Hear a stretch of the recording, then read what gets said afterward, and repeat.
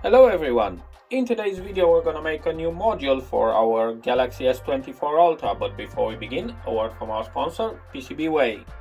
Do you need a PCB that can handle high power and dissipate heat efficiently? PCBWay's aluminum PCB manufacturing service is your go-to solution for thermal performance, durability and reliability. It is ideal for LED lighting, power supplies, automotive and more. It is perfect for high power and thermally demanding application. It has excellent mechanical stability and longer lifespan. It is available in single, double and multi-layer design.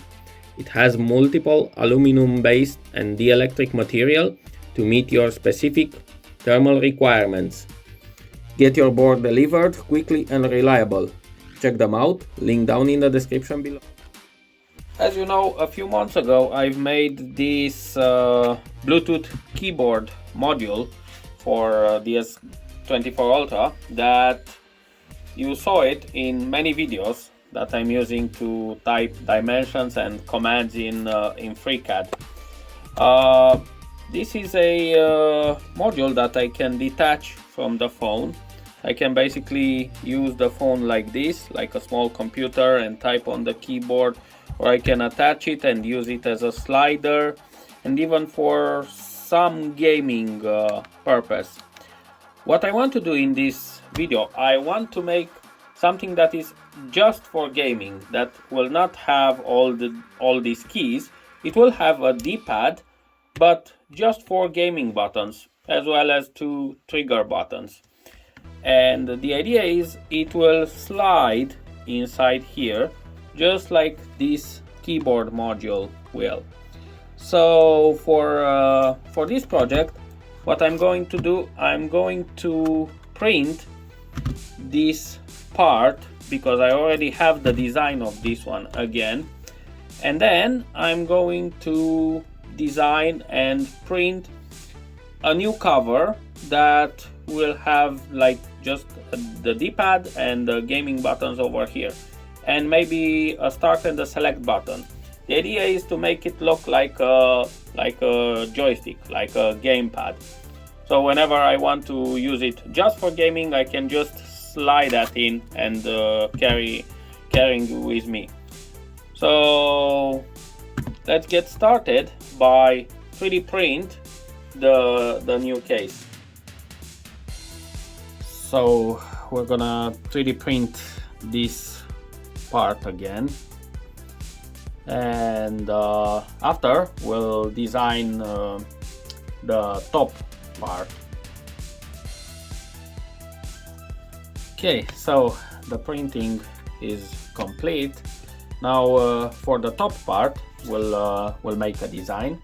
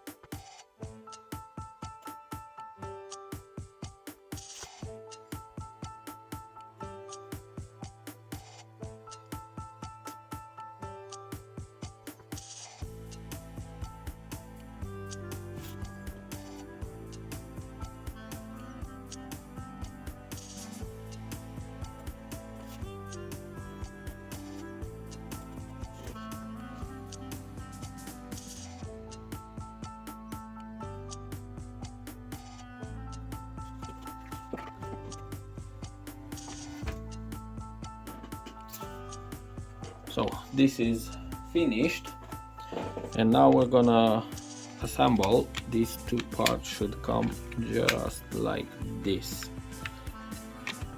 So now we're at the part where we're going to disassemble a Bluetooth keyboard, the casual ones that I'm always using. I'll remove the board, and I'm going to cut a PCB and solder the wires. So at first let's measure and cut this PCB. So we're going to, we should cut a part maybe like this. So like this line. Now before I used to cut PCBs using my my circular saw. The problem is that I am here in a not very big space, and the dust that this makes when I cutting it, it's really not good for my health in the long term. So for that I'm going to use this big scissor instead. It's a very big one and it's much older than I am, but let's see how good it is for cutting this this board. And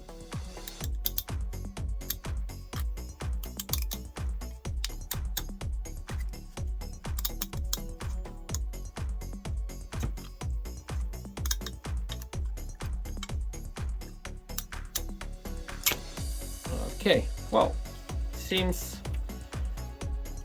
it cut pretty well. So let's put it in place. Okay, I guess I'm also going to cut this out, since this part is also not needed.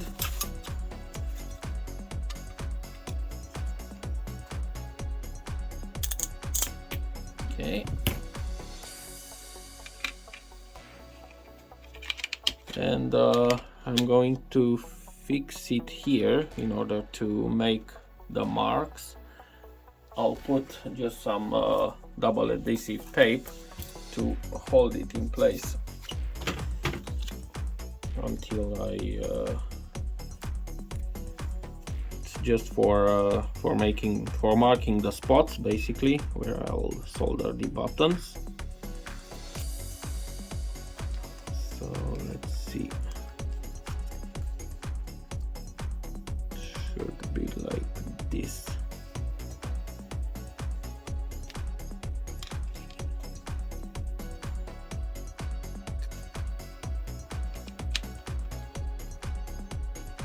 Maybe a little bit more on this side.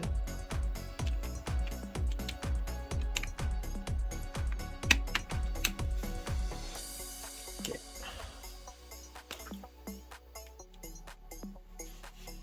Let me just press it a bit. Okay.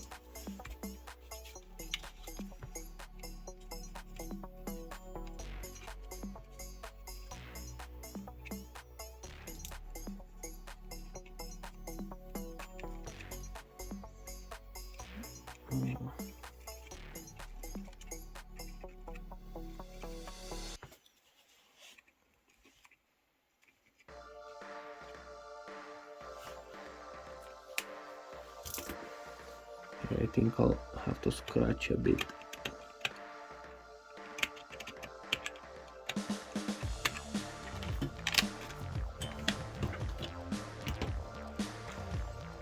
Okay, something like that.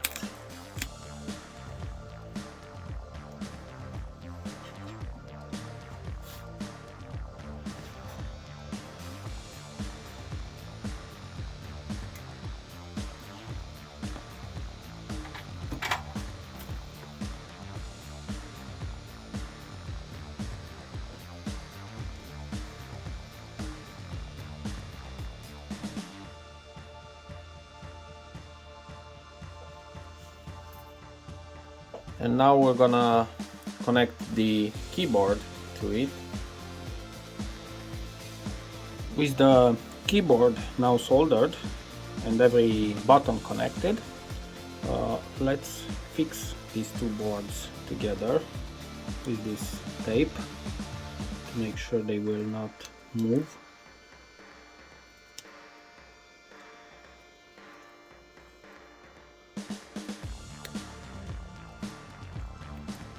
Something like this. Now I'm going to cut the extra adhesive tape. Now let's put this in place here, as well as the battery, which we're gonna solder right now.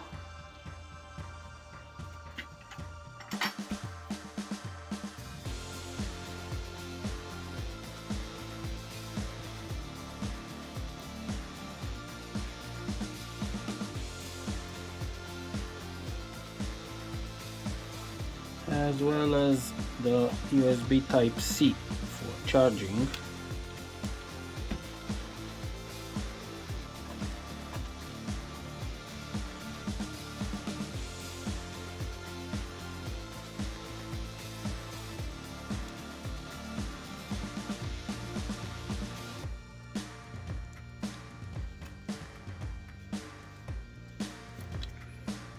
Something like this, and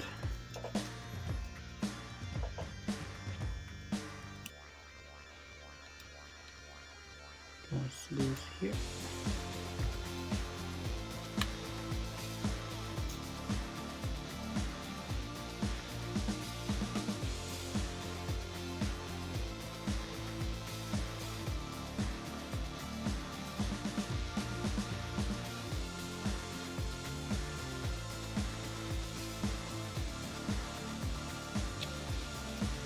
Okay. And we'll put the trigger buttons in these slots. Let's now align this and see if everything is in place correctly.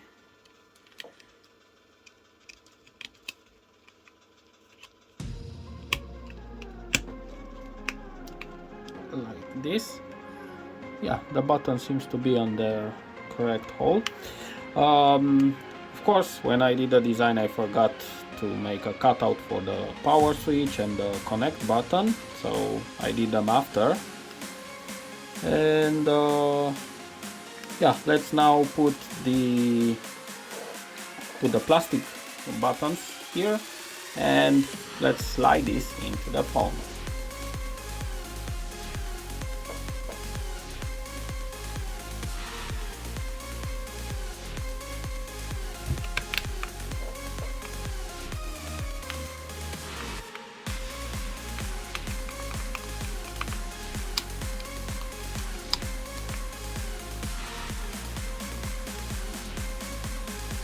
Okay, I'll put a cover here, and we're getting close to the end.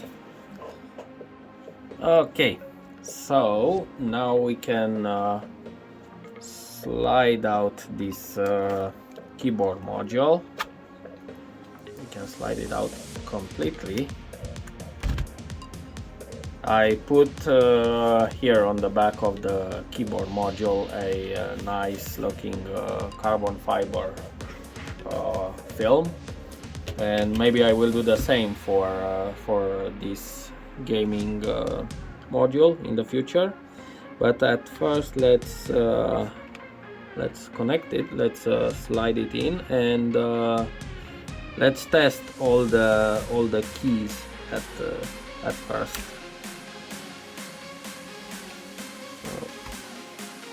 Like this. First slide is always more difficult, but after it will make space.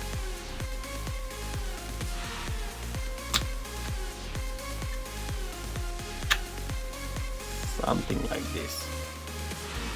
So I put the trigger buttons. The initial plan was to put it over here, something like this one has, but I noticed that it feels more comfortable if they are more in the back.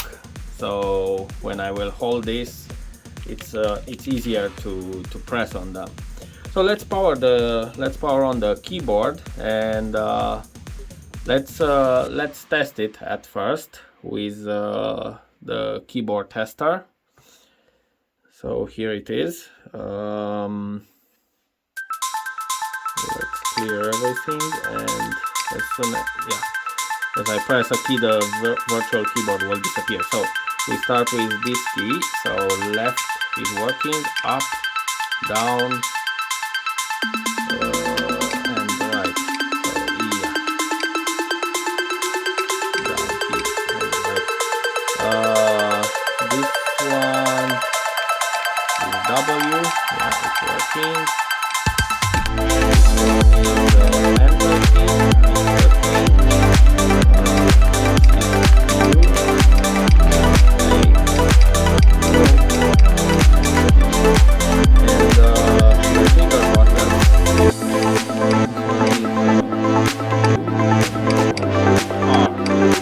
Okay, so everything seems to be working just fine. So let's now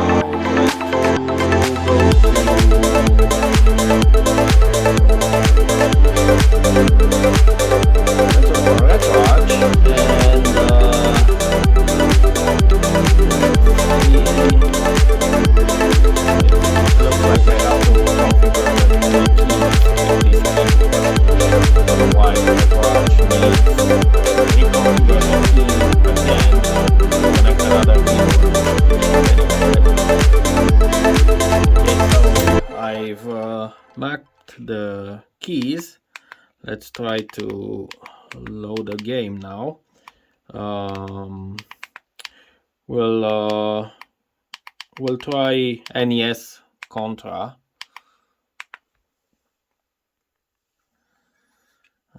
Let's hide the buttons on screen, and this one should be start. Yes, it's working. Start.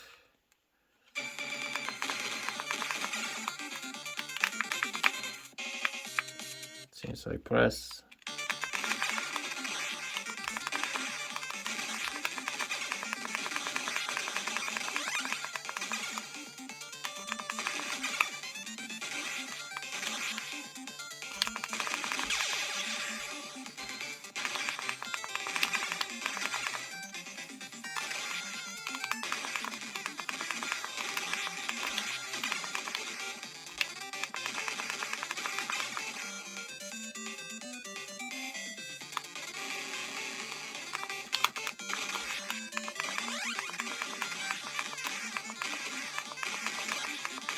I just want to see if the select button will work.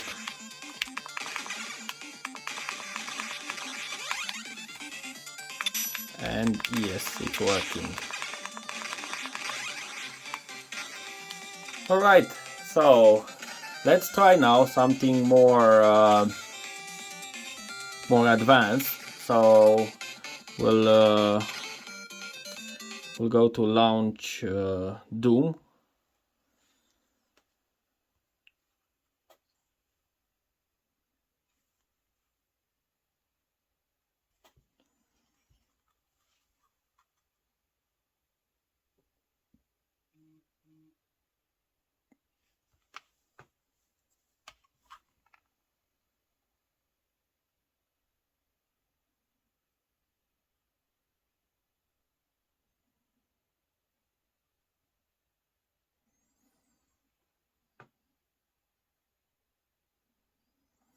I have a feeling I have to map the keys in this game also, but we'll see.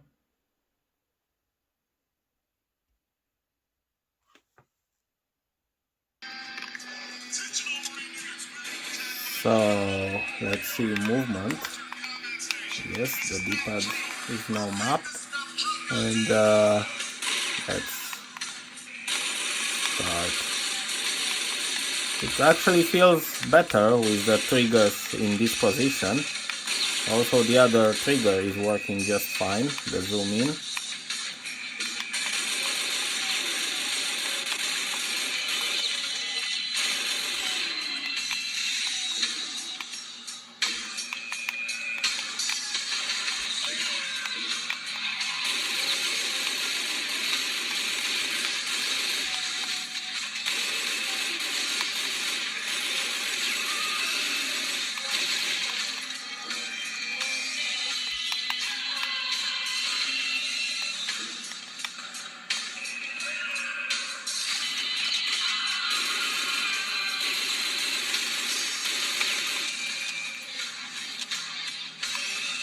It seems I'm out of bullets. So yeah, anyway, let's try another. Let's try Crisis. So here we are in Crisis, and let's load some save point.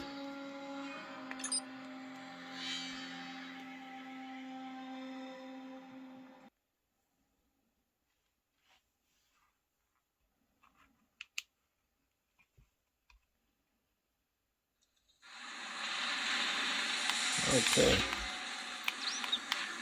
movement seems to be working. Fire.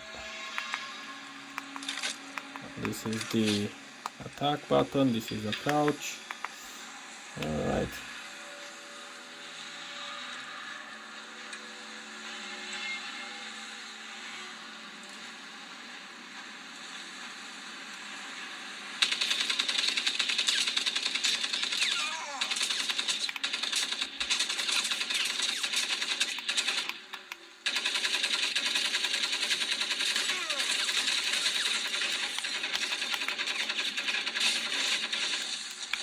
It seems I'm out of bullets. Well, yeah.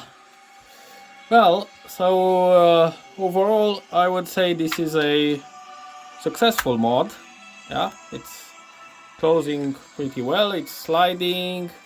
So this is basically the second module, the gamepad module, and this is basically the keyboard module that I'm using. You're seeing me using it every time when I design something. Also, I can use it in this position, like a small laptop, for example, this keyboard module.